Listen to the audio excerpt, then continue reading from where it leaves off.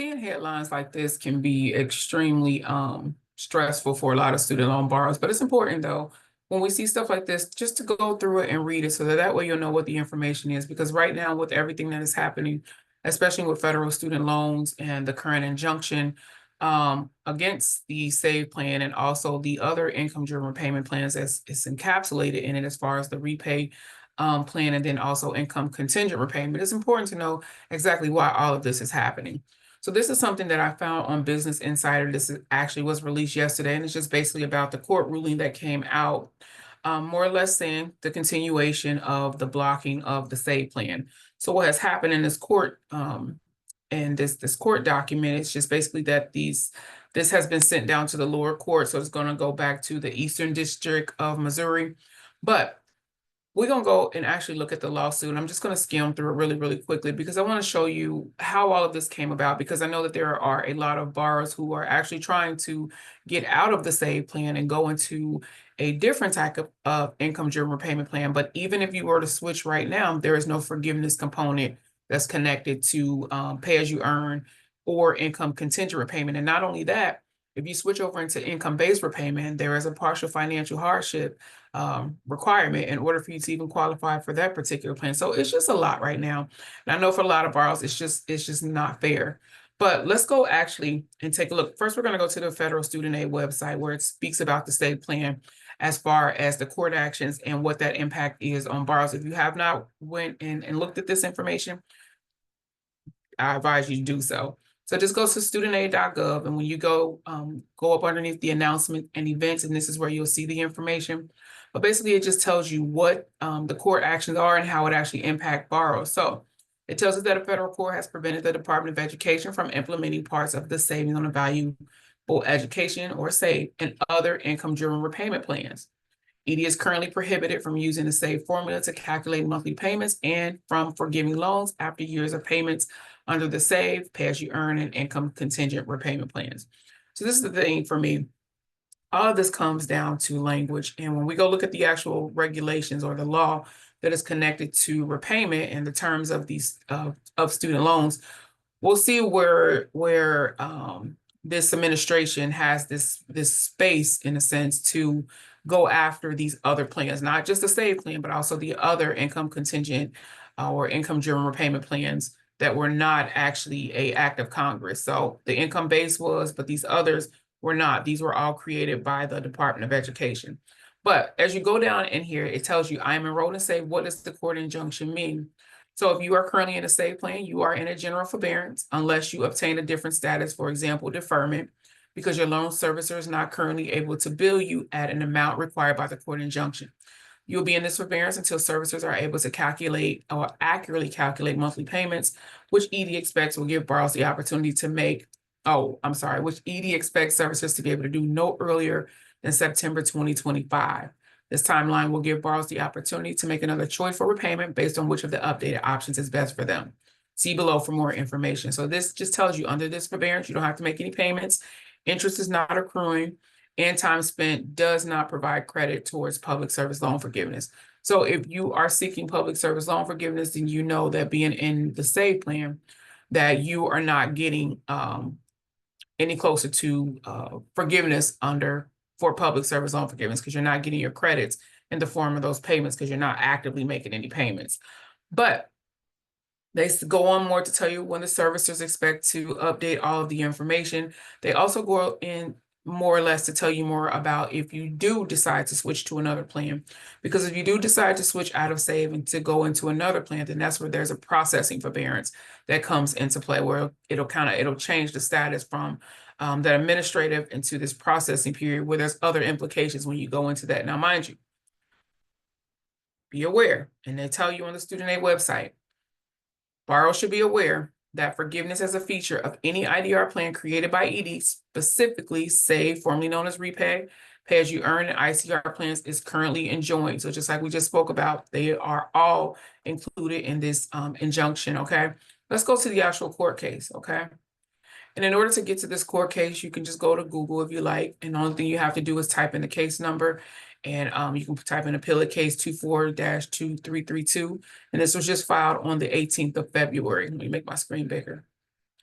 So I'm not going to go through this entire case. I just wanted to skim through just a little bit of it. So that way you can see what all is actually happening.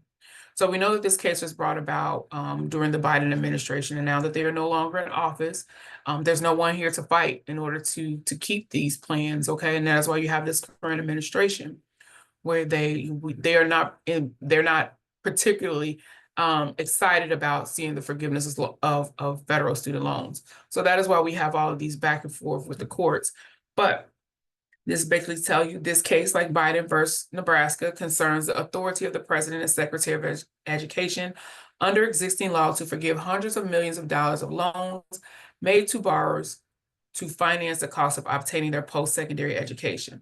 The origin of this dispute is a rule promulgated by the Department of Education to modify a pre-existing income contingent repayment plan for federal student loans. This ICR plan, called Saving on Valuable Education, altered payment thresholds, stopped interest accrual, and forgave loan balances after as little as 10 years of repayment. 7 states challenged the SAVE rule as exceeding statutory authority given to the Secretary of Education because they claim the Secretary cannot forgive loans through an ICR plan, among other things. The district court concluded that they were likely to succeed on this claim and preliminary enjoined the rule's early loan forgiveness provisions. The parties filed cross appeals. The Secretary of Education, the Department of Education, and the President, collectively federal officials, seek vacatur of the preliminary injunction, while the states request we broaden the injunction. So this is where we get more into what it is that they're doing. Recognizing the important interests at stake, we carefully undertake the task of determining whether a preliminary injunction is warranted, and if so, the scope of that injunction. Like the district court, we conclude the states are likely to succeed in their claim that the Secretary's authority to promulgate ICR plans does not authorize loan forgiveness at the end of the payment period. The statute's state and structure require ICR plans to be designed for a borrower to pay his or her loan balance in full through payments that can fluctuate based on income during the payment term. The power Congress gave the Secretary in 20 U.S.C. 1087 ED1 to create repayment plans mean the Secretary must design ICR plans leading to actual repayment of the loans. The Secretary has gone well beyond this authority by designing a plan where loans are largely forgiven rather than repaid. We thus affirm the entry of the preliminary injunction, though we conclude the district court erred by not enjoining the entire rule, and we remand with instructions to modify the injunction accordingly. So let's go look at this statute of law as far as when it comes to what power Congress actually gave the Secretary of Education or the Department of Education. So we're going to go out of there and we're going to go straight directly to this statute, okay? And basically what you can do is if you go into this lawsuit, you can just highlight this, plug it into Google. It will get you connected to Cornell Law or another platform that will give you the information about this particular statute, okay? So we're at 20 U.S. Code 1087E, Terms and Conditions of Loans. And what we're going to do is, because the section that we want to go to is ED1, okay?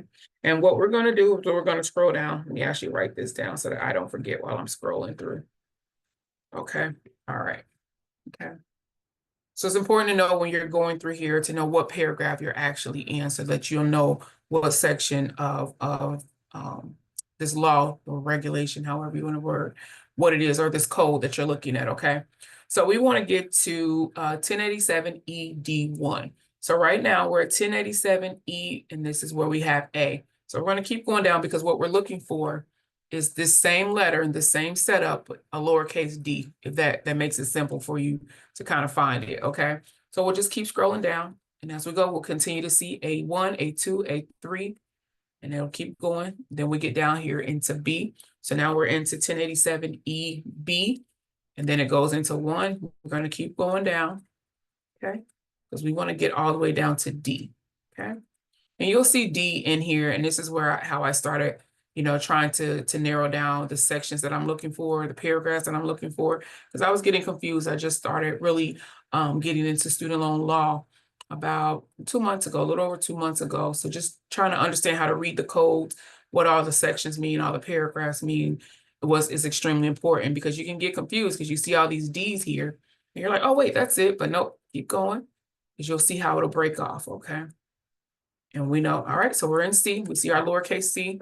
All right. So we're going to keep going because we got C1, C2, but we're looking for D. All right, and there's our lowercase d. Okay, that's how it was for me to make it easier. All right, so now we have made it to 1087 ED, and we want to go to 1 because remember, it's 20 USC 1087 ED1. All right, so that's where we are in repayment plans. And this is here where we get into the language. And this is why when it comes to language, and if you've ever dealt with consumer law, if you've ever read any consumer law or just laws in general, when it comes to Congress putting things into place, not all the time the language is always clear, like as far as what things can be done. You know, sometimes you got to be extremely specific. So there's no way for, you know, people to get any wiggle room. And this is where I think where when laws are created, where that wiggle room is still open. And I know we can't cover every single thing, but when there's a space for somebody to hop in to question something, they do. And that's what has happened. So it's got repayment plan. So we're in D1, design and selection. Consistent with criteria established by the secretary shall offer a borrower of a loan made under this part a variety of plans for repayment of such loan, including principal and interest on the loan. The borrower shall be entitled to accelerate without penalty. Repayment on the borrower's loans under this part, the borrower may choose a standard repayment plan consistent with this subsection, A1 of this section, and then they give you the other, a graduated repayment plan, an extended repayment plan consistent with, except that the borrower shall annually repay a minimum amount determined by the secretary. And then they give you, in accordance, if you click there, it'll take you back to that section of the law. An income contingent repayment plan with varying annual repayment amounts based on the income of the borrower paid over an extended period of time prescribed by the secretary not to exceed 25 years, except for the plan described in the paragraph, shall not be available to the borrower of a Federal Direct Plus loan made on behalf of a dependent student. And beginning on July 1st, 2009, an income-based repayment plan that enables borrowers who have a partial financial hardship to make a lower payment in accordance, and they give you the section, except that the plan described in this paragraph should not be available to the borrower of Federal Direct Plus loans made on behalf of a dependent or federal direct consolidation if the proceeds of such loans were used to discharge. So what they're saying here is nothing in here speaks about anything as far as them forgiving any portion of the loans based off these particular plans. And it doesn't. I mean, and this is where I get, you know, frustrated with Congress as far as not being clear. Well, you know, and I guess maybe when it was created, they felt like they were clear, but you left the gate open in a sense. And I can see if loans hadn't been discharged for years, you know, under these particular plans, but now because we have them in question, we have states that are not happy about loans being discharged. They are saying that it will bring harm to their state due to the fact that when you forgive a loan, that means there's no more servicing of the loan. That is why Missouri was able to sue on behalf of Mohila, because of the fact Mohila is in their state. And if Mohila isn't servicing any loans, if everybody's loans are being forgiven, especially because of the generosity, as they say, of the SAVE plan, that means there's no servicing, there's no interest, there's no payments, all of those things. And when there's a loan that's forgiven, in a sense, they are saying that's spending money. And when it comes to spending money, anything that deals with Congress and setting the authority and payments and funds, period, it has to be approved through Congress. And this is what they're saying by the Department of Education just forgiving loans. They're spending money because it's money that has to be paid or made up in some way, shape, form, or fashion. So that is where we get this at. But this is the section where they are using that there was no authority that Congress actually gave the Department of Education or the Secretary of Education for them to discharge federal student loans after making a certain amount of payments. Because nothing in here, it doesn't say. It just basically saying, you know, not to exceed 25 years except the plan described in subparagraph. But yeah, there's nothing, you know, in here about, it says that the borrower shall be entitled to accelerate without penalty repayment on the borrower's loans under this part. You can pay it off, you know, without penalty, but they give you the different plans. And this is where also you're able to go to the Department of Education's website and look at the different type of income general repayment plans. And right now, the only plan that was put through by Congress or authorized by Congress is income-based repayment. But under income-based repayment, you have to have that partial financial hardship in order to get into that particular plan. But we know that, and these are the four plans that are available, although there is an injunction against it, you are actively able to still apply. Doesn't mean that the application or how long it's going to take for the application to be processed or that you'll actually get into the plan. But we know that this plan is pretty much going to be axed away. Okay.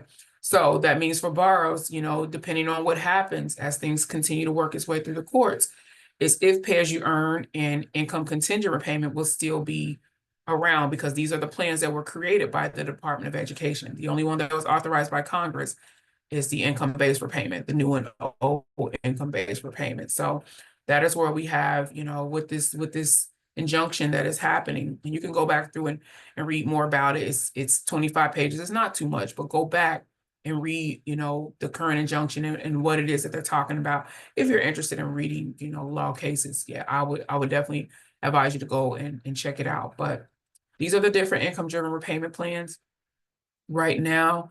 And, we just read that even if you transfer over or attempt to transfer over into a different type of repayment plan, we don't even know what the security of those particular plans right now are. So even with switching over, there is no forgiveness. So even if you are at that threshold to have your loans discharged, you're not going to be forgiven under if you are enrolled in any of these plans, okay? But if you are income-based repayment, okay, it tells you borrowers can have their loans forgiven if they are enrolled in income-based repayment plan, which was separately enacted by Congress. Payments on pay, save, and ICR are counted toward IBR plan forgiveness if the borrower enrolls in an IBR plan. Okay, so they're saying that if you made payments, so those payments that you made will still be qualifiers if you transfer over into income-based repayment. You won't lose those if you qualify for income-based repayment. Okay, all right, so you can go back more and read, how this all affects you on the Save Plan Court injunction. Also, if you are considering switching into another income-driven repayment plan, as long as you are aware of what happens, then there is a loan simulator as well that's available on the student aid website that you can go and kind of get a feel of what your payments could look like on income-based repayment. Once you log into your student aid account, what it's going to do is just populate the information for you. But I want to find the best student loan repayment strategy. I'm struggling with my loans. I want to simulate borrowing, or whatever it is that you're trying to do. You can log in and start, or you can just start from scratch. And starting from scratch, basically what it's going to do is just ask you some qualifying questions. And from there is how it's going to gauge, basically what it is that you have, what you are trying to do. And not only that, what your payments will look like. So all of these things you'll put in your yearly salary, if you expect your income to grow,